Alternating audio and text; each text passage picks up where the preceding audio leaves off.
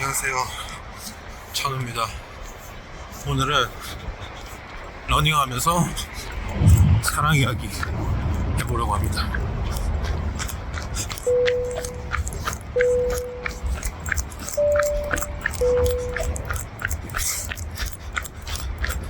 요즘 날씨가 엄청 추운데 이런 날 달리기는 조심해야 됩니다. 빙판길 위험도 있고 근육이 제대로 안 풀려서 다치는 경우가 많아요. 저도 지금 찍기 전에 워밍업을 좀 하고 달리고 있는 중입니다. 광안리 쪽을 가볼까 하는데 부산에 돌아온 지 얼마 안 돼가지고 괜찮은 트랙이 어디 있는지 모르겠네요. 트랙을 좀 뛰고 싶은데 일단은 해변 쪽 코스를 따라서 한번 뛰어보겠습니다. 제가 한 반년 만에 다시 달리기를 시작하려고 하는데 제가 달릴 때는 10km 거의 10km만 뛰는데 10km에 한 평균 44분, 45분 정도 나왔었습니다. 최근에 한번 다시 해보니까 50분대로 많이 떨어지긴 했더라고요. 근데 이렇게 촬영하면서 뛰는 건 또 훨씬 어렵네. 이 휴대폰 들고 뛰는 거라. 근데 왜 달리기랑 사랑 이야기를 같이 묶어서 컨텐츠로 하냐 궁금하신 분들이 계실 수 있습니다. 그 둘은 정말 비슷하기 때문이죠. 여러분은 사랑의 외적인 모습이 중요하신가요? 아니면 정서적인 그런 편이 좀 더 끌리게 한다고 생각하시나요? 저는 외적인 모습이 전부라고 생각합니다. 전부기도 하고 일단 티켓 같은 거죠. 에버랜드를 가도 티켓이 있어야 다람쥐통도 타고 청룡열차도 타는 거 아니겠습니까? 외모가 기본빵을 해야 된다. 그래서 외모를 보지 않는다는 말을 하는 사람들은 다는 거짓말을 하고 있는 거죠. 기준선에 올 수 있는 그 범위 정도를 넘어서면 그 이후에는 잘생긴 사람도 부류가 여럿이니까 상관없다 이런 의미지 외모를 보지 않는 건 아니니까. 그래서 저는 사랑의 외모가 중요한 것이자 정서적인 티켓이라고 생각하는데 동시에 그 사랑을 지속하는 거는 그것도 외모더라고요. 잘생긴 남편은 3개월만 간다는 말 있잖아요. 못생긴 남편은 평생 갑니다. 외모짱! 하지만 그렇다고 해서 정서적인 부분이 중요하지 않냐? 그건 또 아니죠. 정서적인 부분도 아주 중요합니다. 하지만 정서적이라는 것에 대한 정의가 좀 더 중요할 것 같은데 심성이 고운 거는 당연한 거예요. 물론 요즘은 심보가 글러먹은 사람들이 저를 포함해서 정말 많지만 심성은 당연히 고와야 하는 겁니다. 사람으로서 지켜야 할 건 지키는 당연한 사람이라는 전제하에 제가 생각하는 정서적인 부분은 우선 취향이 정말 중요해요. 아까 오는 길에 스레드를 보니까 그 다운펌 있잖아요, 남자들 많이 하는 거. 근데 뒷머리도 다운펌을 해가지고 되게 딱 달라붙어 있는 그런 스타일. 제가 본 스레드는 그 욕하는 스레드였는데 또 그걸 예쁘다고 보는 사람들도 많잖아요. 실제로 많은 젊은 남성분들이 하는 스타일이고 그런 취향도 사랑에 적용되지 않나? 그런 머리를 싫어하는 상대가 있고 좋아하는 상대가 있잖아요. 근데 그건 옳고 그름으로 말할 수 있는 부분이 아니니까 취향이라는 게 진짜 신기해요. 소개팅 같은 거 하면은 아무리 봐도 이 사람은 아니야. 점수를 높게 줄 수 없는 사람이었는데 대화를 해보니까 이상한 포인트에서 자꾸 나랑 맞는 점들이 있어. 그런 점이 괜히 신경 쓰여가지고 한 번 더 만나보게 되고 그러다가 사랑에 빠지게 되고 하는 경우들도 있잖아요. 어떤 면에서는 외모보다 더 사람을 헤어나올 수 없게 만드는, 또 반대로 그 취향이라는 것도 너무 쉽게 바뀌는 시대니까 그게 또 바뀌면 한 번에 콩깍지가 벗겨지는 그런 요소 같기도 해요. 근데 오래 만나고 결국에는 한국 사회에서 연애의 종점지라고 말하는 결혼까지 가는 사람들은 대체적으로 이 취향이 통하는 사람들이 많은 것 같더라고요. 뭐 어떤 거대한 취미가 맞아야 된다 그런 거라기보다는 그 사람들 사이에 어떤 눈에 보이지 않는 코드, 그 코드가 참 여러모로 사랑을 힘들게 만드는 것 같습니다. 그 다음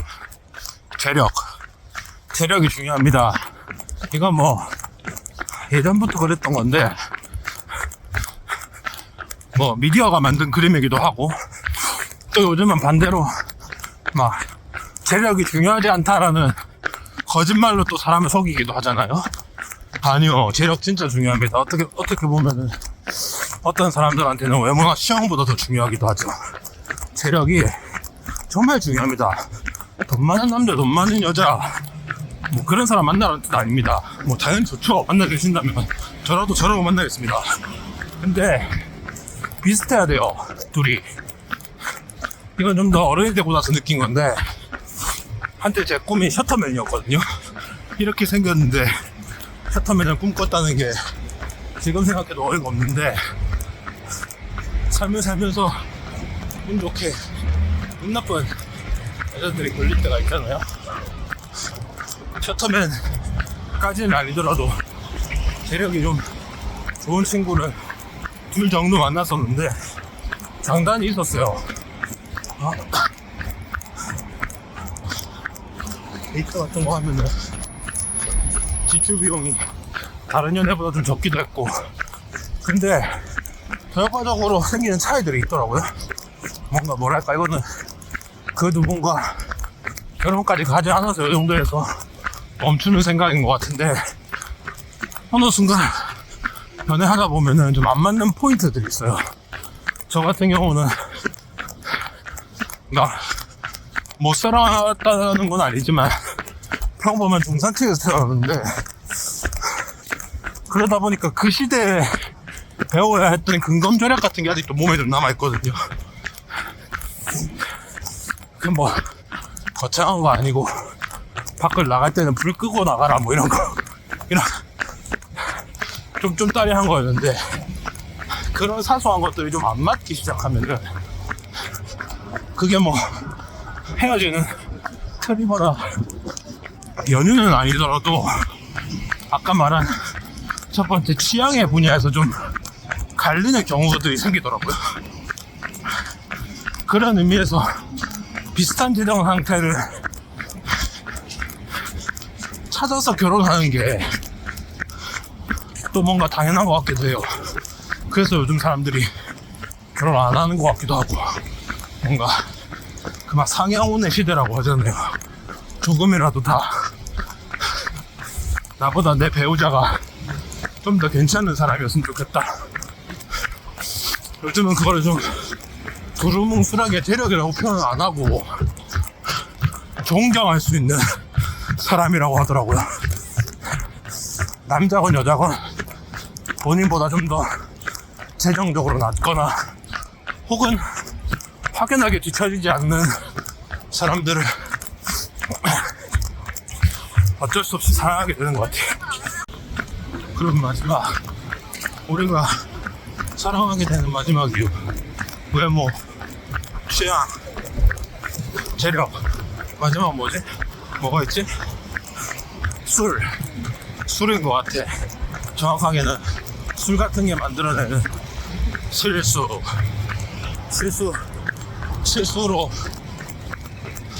사랑하게 되죠. 술 먹고 필름이 끊겨. 우리 다들 막 그런 경우 한 번쯤 있잖아요. 술 마시면 내 시야도 해상도가 낮아지잖아요. 흐려지니까 잘생겨 보이고 괜찮아 보이고. 근데 오히려 술을 마셔야만 보이는 말들도 있죠. 흐릿하니까 더 자세히 들여다보게 되고, 또 기본적으로 술 마시면 기분이 좋아지니까 사람들이 마음을 여는데도 너그러움이 생기는 거.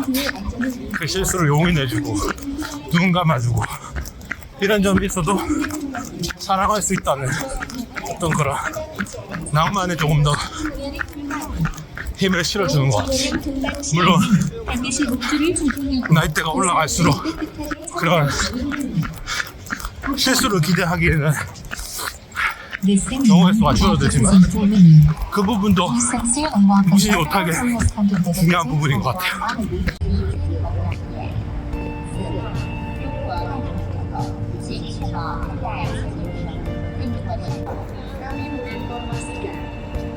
Dengan tulus menyambut Anda yang telah datang mengunjungi Pantai Tua Mali yang indah. Membersihkan kotorannya dengan baik. Terima kasih.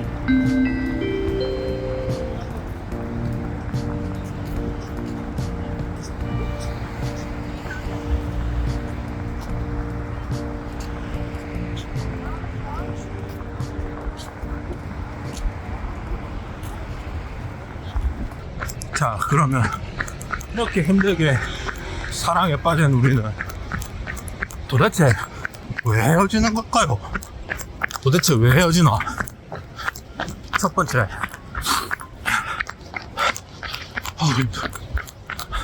소통의 부재.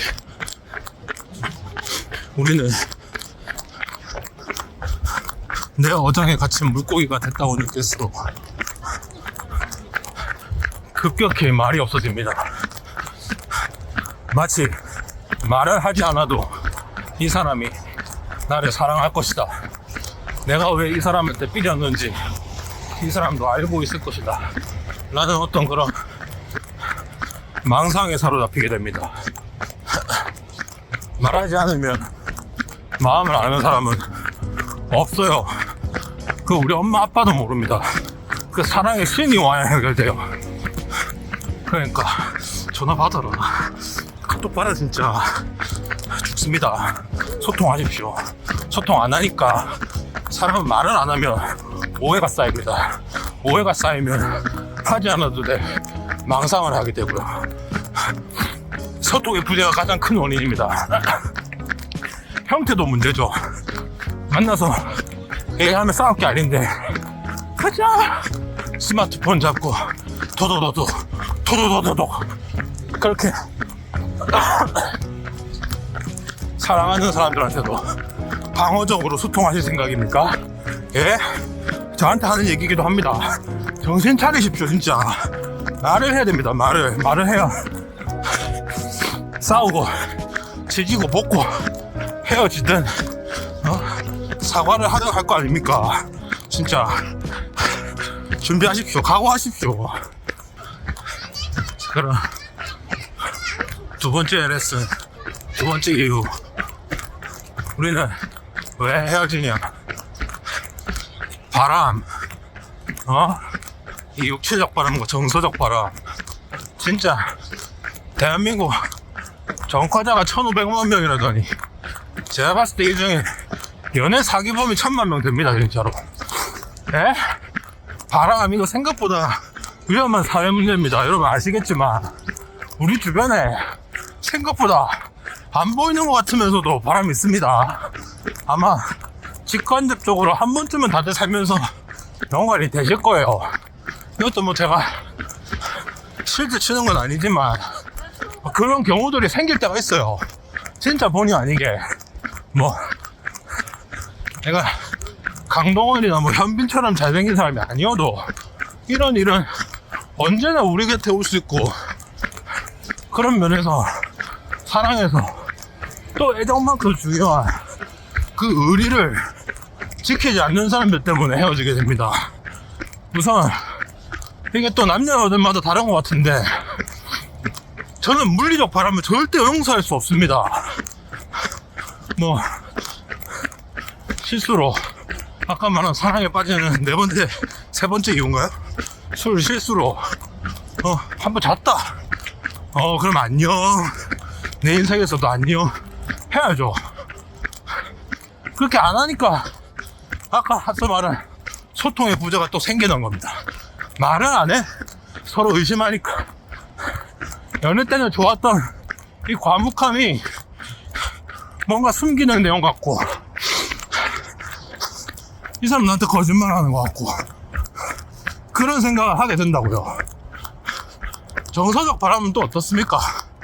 이거는 증거도 없어요. 심지어 내가 이 사람을 좋아해서 그렇게 됐다는 게 자기 고백이 아닌 이상 알 수가 없습니다. 그러니까 사람 더 미치는 거예요. 근데 사실 저는 이거는 뭐 케바케겠지만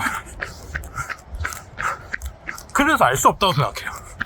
그 사람이 자기 고백하지 않는 이상 아니라고 하면 아닌 겁니다. 증거는 있는 사람이 가져가야지 없는 사람이 없다는 걸 증명해야 되는 일이 아니니까요. 하여튼 이런 복잡한 이유 때문에 바람으로 사람들이 헤어지고 이별하고 막 시정살인극 같은 게 벌어지고 그런 거 아니겠습니까? 하여튼 잘 간수하십시오. 예? 몸이든 마음이든. 그 배신입니다. 배신 아시겠어요? 뭐 저도 이렇게 떳떳하지 못합니다. 죄송합니다. 자, 마지막 이유 더 있겠지만 지금 달리기가 너무 힘들어가지고 머리가 굳었습니다. 일단 제가 생각하는 마지막 이유,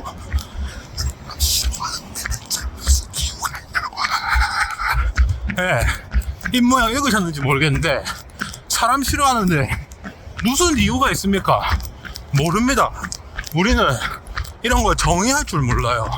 그러니까 별 같지 않은 이유로 사랑해놓고서 싫어하는 데는 이유가 너무 많아지는 거야. 그냥 내가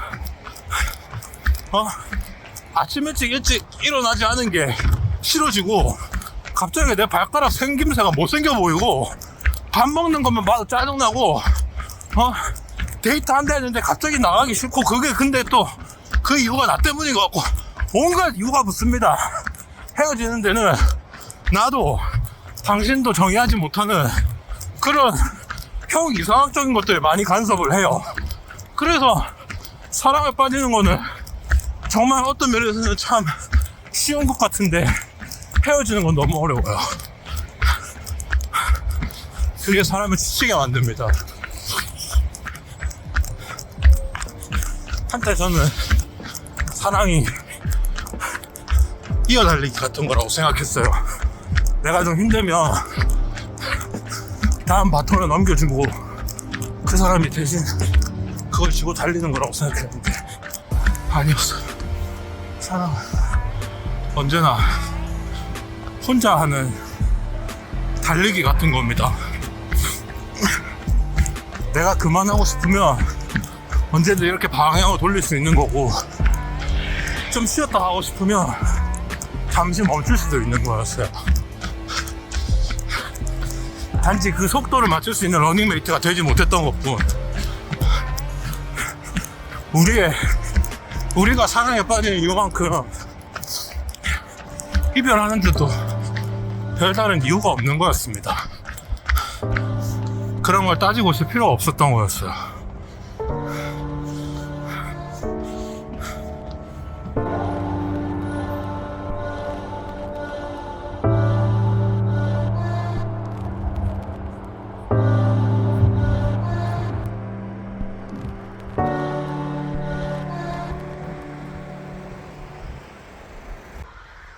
달리기를 마치고 집으로 돌아가는 길입니다. 갑자기 아까 마지막에 찍은 부분에서 또 혼자 F력 발동해가지고 약간 지금 좀 기분이 멜랑꼴리한 상태라서 저 오늘이 금요일 저녁인데 혼자 술이나 한잔 마시러 갈까 지금 뭐 고민 중에 있습니다. 뭐 달리기 하러 나가면서 연애 때 이야기 한번 해봐야겠다 해서 켰는데 뭔가 끝이 또 약간 슬퍼지네요. 뭔가 이것도 어떻게 보면 DNA의 고리와 연결이 있나? 연관 관계가 있나? 아버지가 또 나이에 비해서 늦게 결혼하셨거든요. 아마 저도 그 소송을 밟게 되지 않을까 싶은데 여러모로 전 연애가 막 생각이 나는 그런 날이네요. 달리기를 하면 보통 그런 생각을 안 하는데 이런 유튜브 촬영과 함께 하니까 또 좀 그렇게 되는 것 같습니다. 당장 최근에 연애가 벌써 교제한 기간보다 헤어진 기간이 이제 더 아득히 뛰어넘은 것 같은데 저는 이전에 연애했던 친구들이 다 가끔씩 문득문득 생각나거든요. 뭐 거의 다 이제 뭐 행방불명이거나 결혼했는데 물론 장난입니다. 이건 장난이고 대부분 뭐 한 절반 정도는 결혼을 한 것 같더라고요. 보면은 그 주인공이 내가 아니었을 뿐이지 당연히 당신들도 그런 만큼의 가치가 있었던 사람이었던 것 같고 그러니까 연애를 했겠죠? 또 그런 것 소식들을 전해 듣게 되잖아요. 전해 듣게 되니까 또 직접 들을 순 없으니까 이제 그런 얘기 들으면 시원섭섭하죠.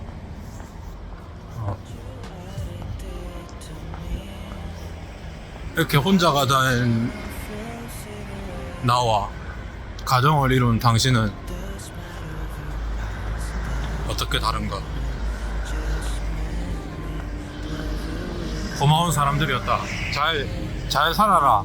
이렇게 말하고 싶네요, 갑자기. 제 나이 때 친구들, 그래서 다들 결혼하는데, 그, 청첩장 이런 거 막 받을 때마다 그런 이야기가 생각났어요.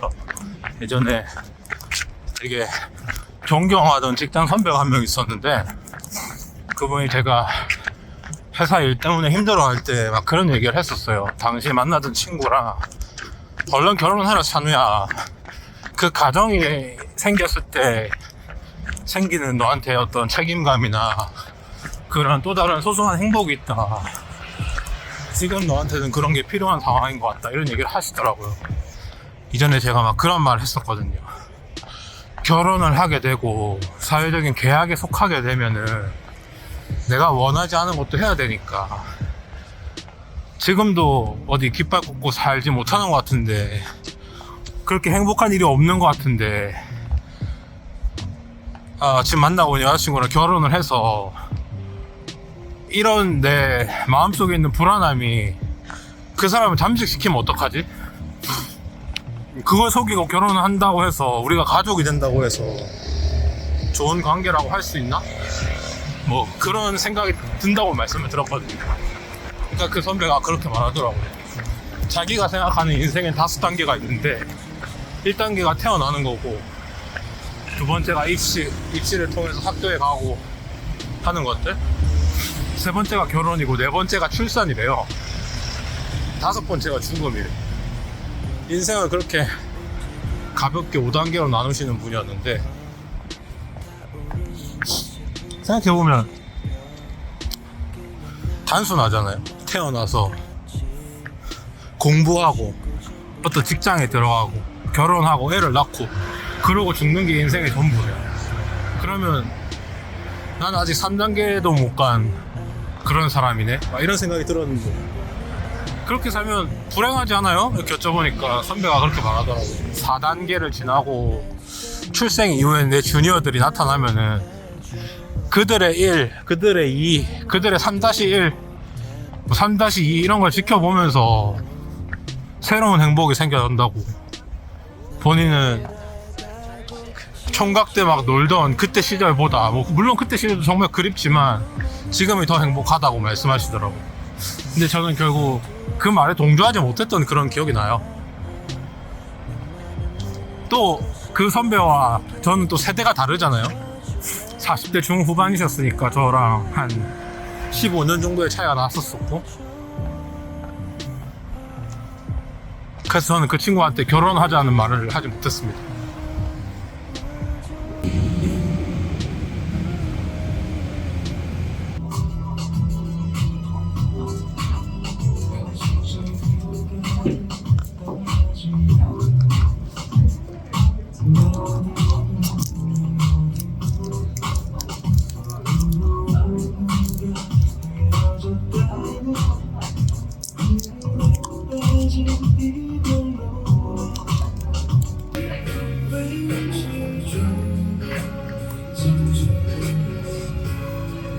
한잔하고 집 가고 있습니다.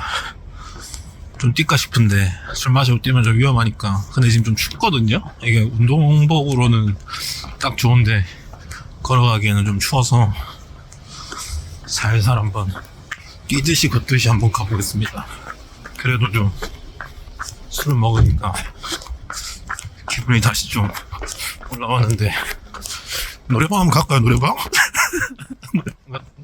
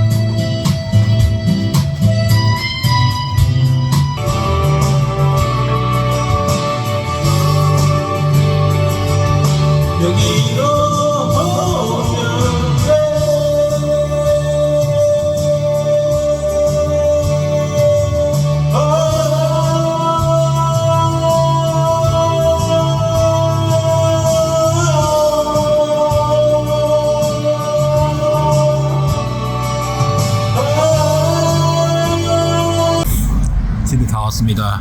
이제 오늘 하루 사람과 달리기 엮어서 한번 가벼운 마음으로 나갔는데 생각보다 심상치 않은 마무리로 끝난 것 같습니다. 원래 아무렇지 않게 사랑했다가 아주 여러 가지 이유로 떠나는 게 인연 아니겠습니까? 그 인연을